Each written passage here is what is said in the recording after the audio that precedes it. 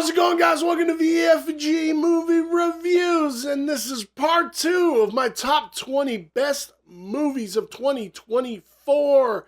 Guys, if you could, give us a like, give us a subscribe. March to 2000. Only you can get me there, guys. So, now let's get right into this list. In at number 10,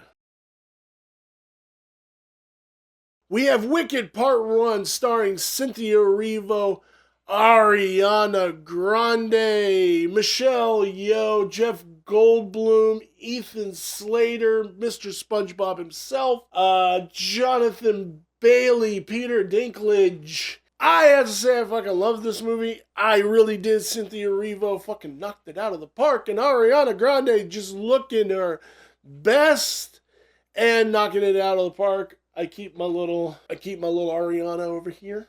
Got that from the Collector Cup and Collector Popcorn tin. I gave this movie 4.25 stars. The visual aspects of it are just absolutely stunning. The storytelling, yes, did I originally have a problem with? Oh, they're just kind of trying to rewrite what The Wizard of Oz is, and I think they are still doing that. I think this was very fun. It was very cool to see. I'm hyped for the second one. Hopefully it will be good. We'll see. Let's get to the next one. In at number 9, Miller's Girl, starring Martin Freeman, Jenna Ortega, in this very, very interesting movie. I know there's a lot of controversy surrounding this movie, and I think it's all bullshit.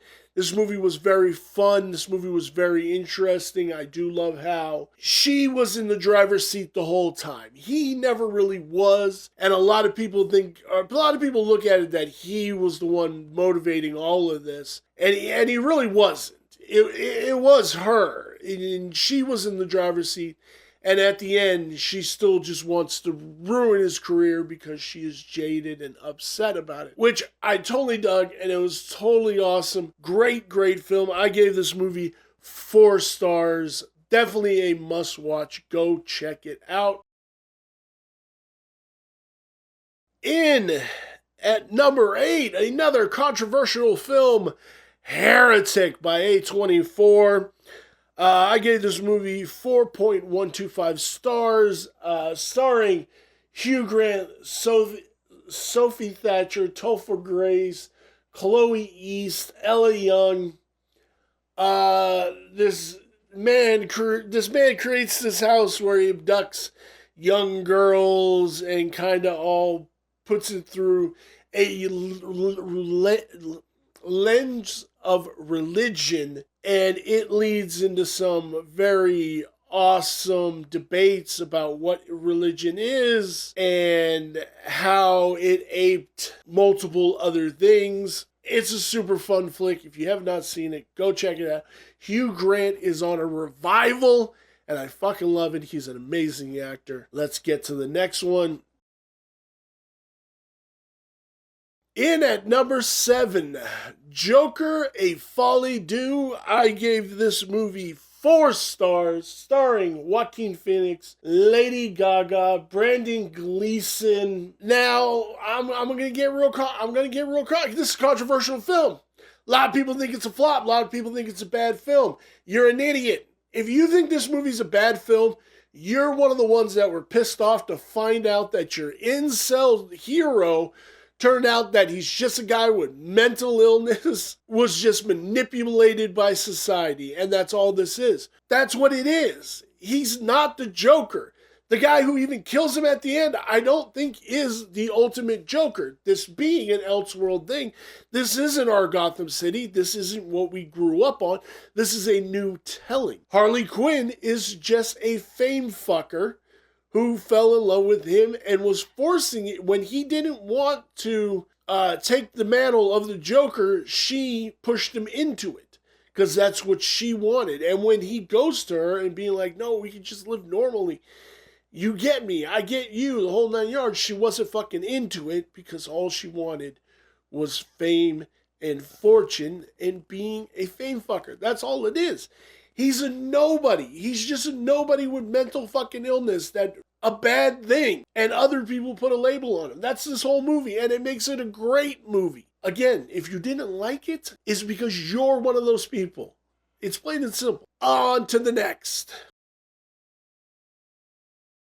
In at number 6, we have Conclave. I gave this movie 4 stars. We just went through a conclave, and congratulations to our new Pope, starring Ray Fiennes, Stanley Tucci, Jonathan Lithgow. This movie, the Pope dies and they have to go into conclave to pick who the new Pope is. There's a couple of surprises along the way, and then a pretty interesting reveal at the end, which makes what the movie is very cool and very interesting, and I loved it.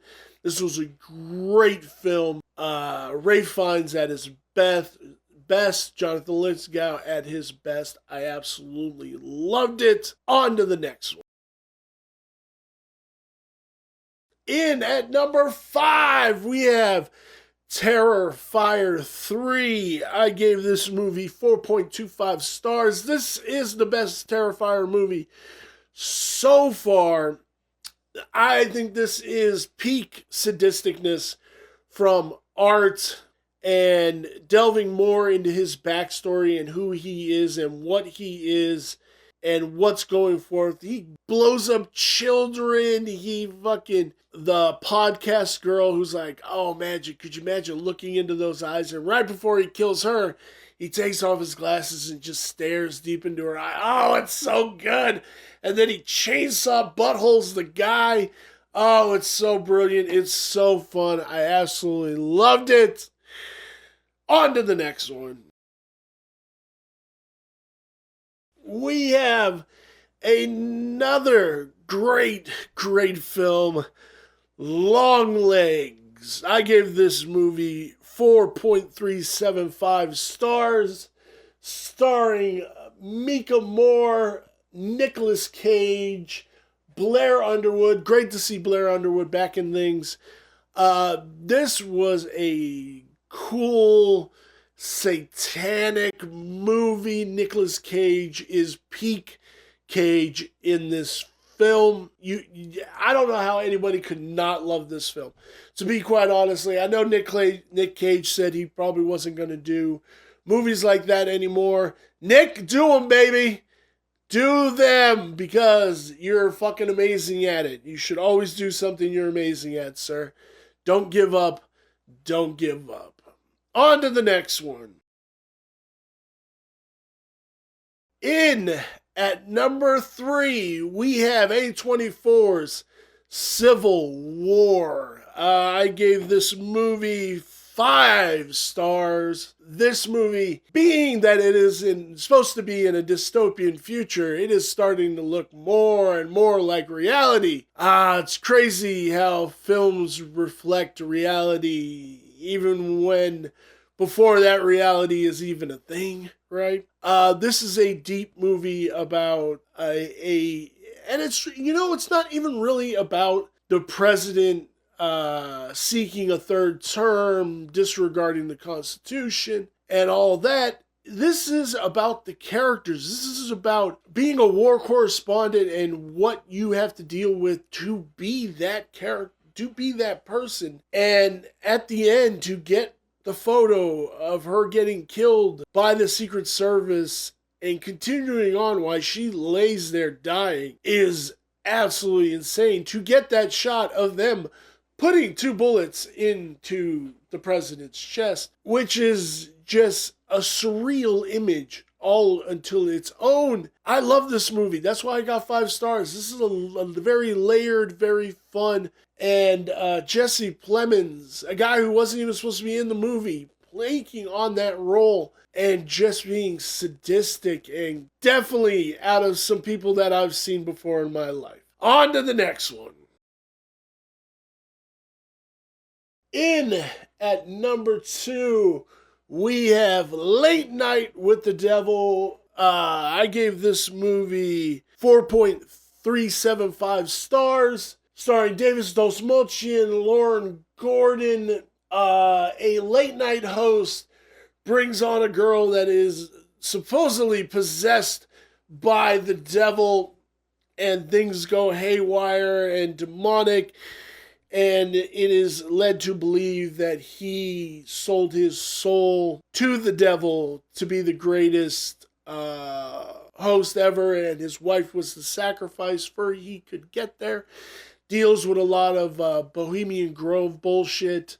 This is a great film. Davis Dosmochian, this is his coming out party. He could be a lead. I hope more people go forward with him. He's a great actor. Seems like a great dude. On to the next. Coming in at number 1, Immaculate. I gave this film 3.875 stars. And you ask yourself, Tim, but it's only a 3-star movie. How can this be number 1? Because this is a fucking excellent goddamn movie. Just because that's the rating, don't make it not an excellent movie. This was a great take on the whole woman imbued with Satan's baby. She literally crushes the kid with a fucking rock at the end of this goddamn movie because she can't let Satan win. And this movie is great. We have Sydney Sweeney coming off of Madam Web into this film. This definitely saved her career, because Madam Web, oh, that could have been a career killer. This was a great horror film. One of the best, definitely the dopest. We will have all the films that I've my top 20 in a playlist at the end of this. If you guys want to go check out those reviews, feel free to. And thank you guys. Give us that like, give us a subscribe. Hope you enjoyed this list, and I will see you in my next one. Bye.